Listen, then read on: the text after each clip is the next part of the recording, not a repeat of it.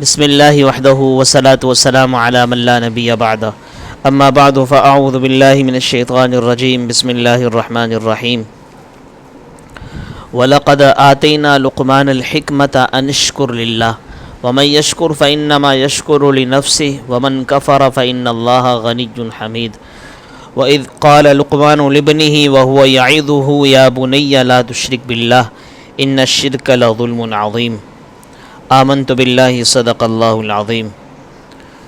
اللہم صلی علی سیدنا و مولانا محمد وعلی آل سیدنا و مولانا محمد وبارک وسلم ثم صلی علیہ۔ میرے واجب الاحترام قابل صد تکریم عزیز طلبہ ساتھیو، آپ کے سامنے قرآن کریم کی یہ دو آیت آپ کے سامنے تلاوت کی ہیں۔ مختصراً ان کا ترجمہ اور مختصراً جو ان کا مفہوم ہے وہ آپ کے سامنے بیان کروں گا انشاءاللہ العزیز۔ اللہ تعالیٰ سے دعا ہے کہ اللہ کریم مجھے آسان اور سہل اور مختصراً اس کو بیان کر اللہ تعالیٰ سب سے پہلے مجھے اور تمام سامعین کو عمل کرنے کی توفیق عطا فرمائے۔ اللہ تعالیٰ نے یہاں پر قرآن کریم کے اندر حضرت لقمان کا تذکرہ فرمایا ہے، اور حضرت لقمان علیہ الرحمہ ایک کوئی پیغمبر نہیں ہے، کوئی اللہ کے رسول یا نبی نہیں ہے، بلکہ یہ ایک برگزیدہ متقی ایک شخص تھے۔ ان کے بارے میں بعض اہل علم فرماتے ہیں کہ یہ حضرت ایوب علیہ السلام کے بھانجے تھے، بعض فرماتے ہیں کہ حضرت ایوب علیہ السلام کے خالہ زاد بھائی تھے،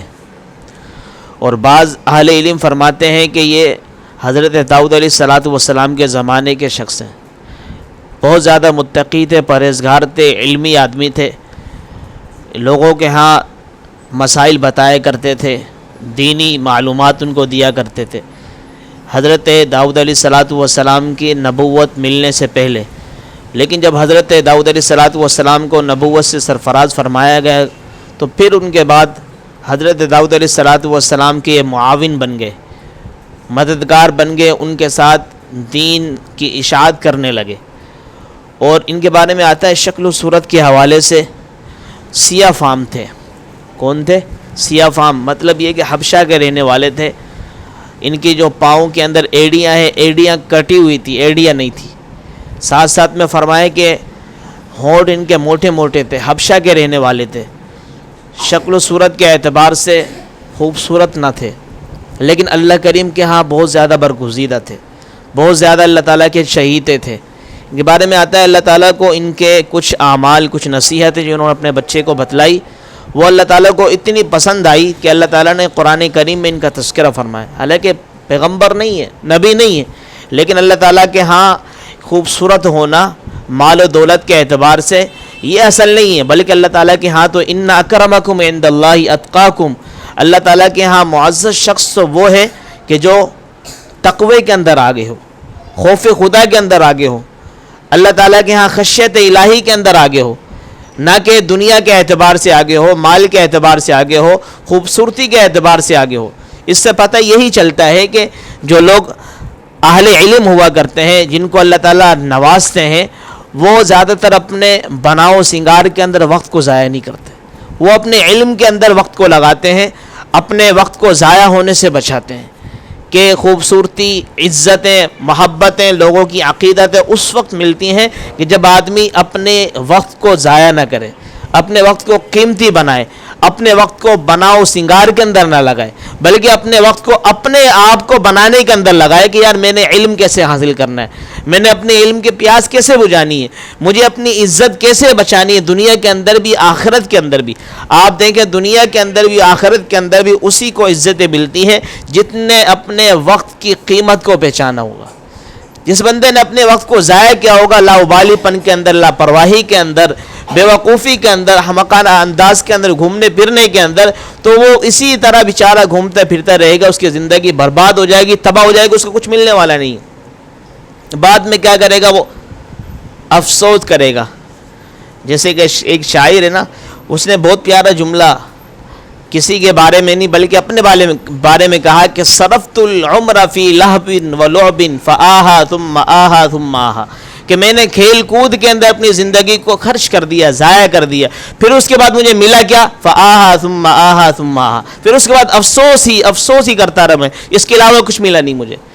تو پتہ یہ چلتا ہے کہ آدمی اگر اپنے علم کے لیے اپنے آپ کو لگاتے، اپنے وقت کو لگاتا ہے، تو اللہ تعالیٰ اس کو قیمتی انسان بنا دیتے ہیں۔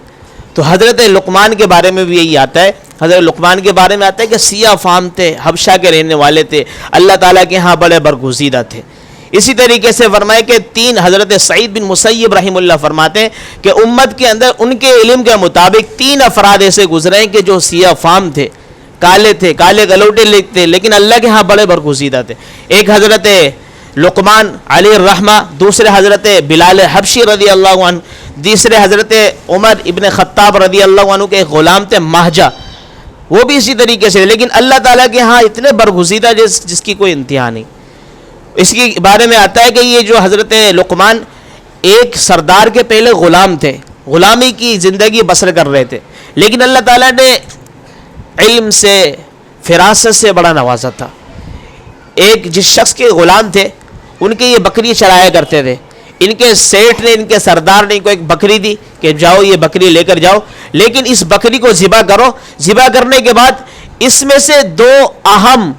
عضو لے کر آ جاؤ، بکری کے 2 اہم حصے لے کر آ جانا جو بہت زیادہ اہم ہو، بہت زیادہ بہترین ہو۔ حضرت لقمان علیہ الرحمہ گئے، ذبح کیا اس بکری کو، اس کا دل لیا اور اس کی زبان لی اور اپنے سردار کے سامنے پیش کر دی۔ انہوں نے کہا اچھا اب ایسے کرو، دوسری بکری لے جاؤ۔